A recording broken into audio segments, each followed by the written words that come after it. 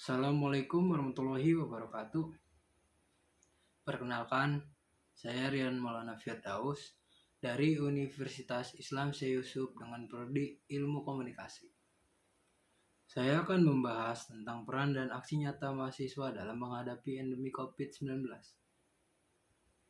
untuk meningkatkan pengetahuan dan pengembangan diri agar menjadi generasi yang unggul. Yuk, mari kita mulai saja.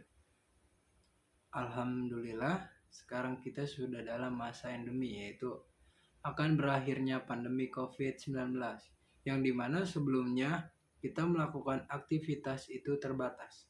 Dari kegiatan pendidikan yang dirumahkan sampai para pekerja pun diberhentikan dari perusahaannya, dikarenakan perusahaan tersebut banyak yang mengalami kerugian.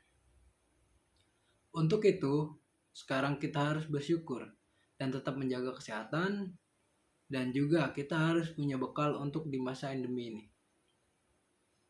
Bekal yang harus kita persiapkan yaitu pengetahuan dan juga aksi nyata untuk kita di masa yang akan datang. Hal ini, saya akan membagikan fun fact atau tips and trick dalam menghadapi semua ini. Pengetahuan yang harus dipersiapkan yaitu ilmu pengetahuan yang dibutuhkan di masa sekarang. Dengan memanfaatkan peluang yang ada, yang terpenting hal itu positif. Salah satunya yaitu berkebun dan bertani. Memang hal ini sangat primitif bagi semua orang, tetapi setelah dipikir-pikir kembali, hal inilah yang akan sangatlah dibutuhkan di masa depan. Dikarenakan lahan yang semakin berkurang di sekitar kita, maka bahan pangan pun akan sulit dan mahal di masa yang akan datang. Saya berikan contoh yaitu membudidayakan tomat, cabai, anggur, dan lain-lain. Hal ini tidak dikhususkan untuk mahasiswa saja, tetapi hal ini berlaku untuk umum. Dari yang sebelumnya saya sebutkan, budidaya anggur memang sangat menggiurkan dikarenakan sekarang saya menguasai hal itu. Yang pertama yang saya akan jelaskan yaitu budidaya anggur.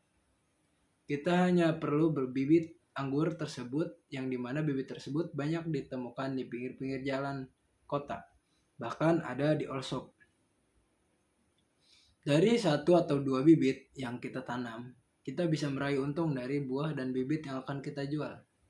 Dengan cara bibit anggur tersebut kita budidayakan, yaitu setelah bibit yang kita punya mulai tumbuh dan banyak cabang, selanjutnya kita potong batang yang besar dan panjang.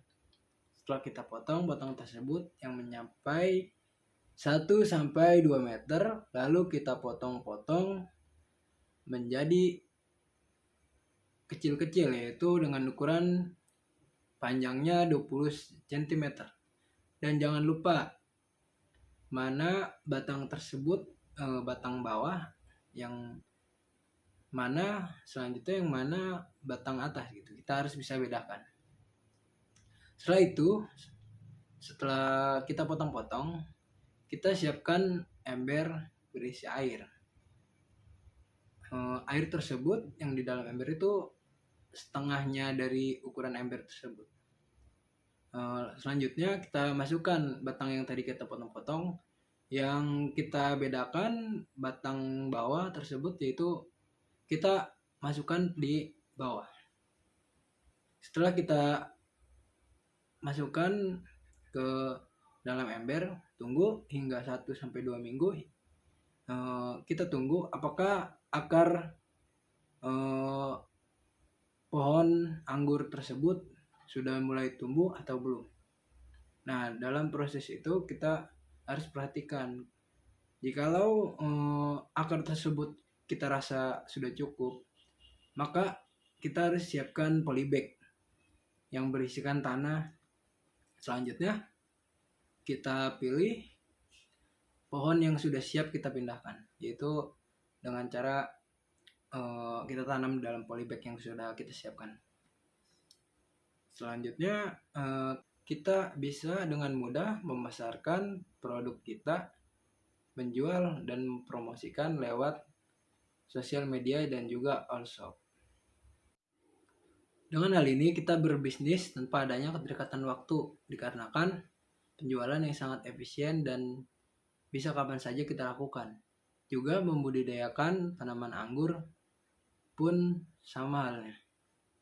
Menurut saya, kita harus mempunyai backup masa tua, yang dimana nanti kita tidak selamanya bisa bekerja dengan orang lain. Maka dari itu, hal ini kita harus memanfaatkan dan menguasai lebih dalam usaha tersebut. Walaupun di awal Anda sangat susah untuk melakukannya, tetapi percayalah bahwa usaha tidak mengkhianati hasil. Mungkin itu saja fun fact, tips and trick yang saya bisa bagikan. Kurang lebihnya mohon maaf. Wabillahi taufiq wal hidayah. Wassalamualaikum warahmatullahi wabarakatuh.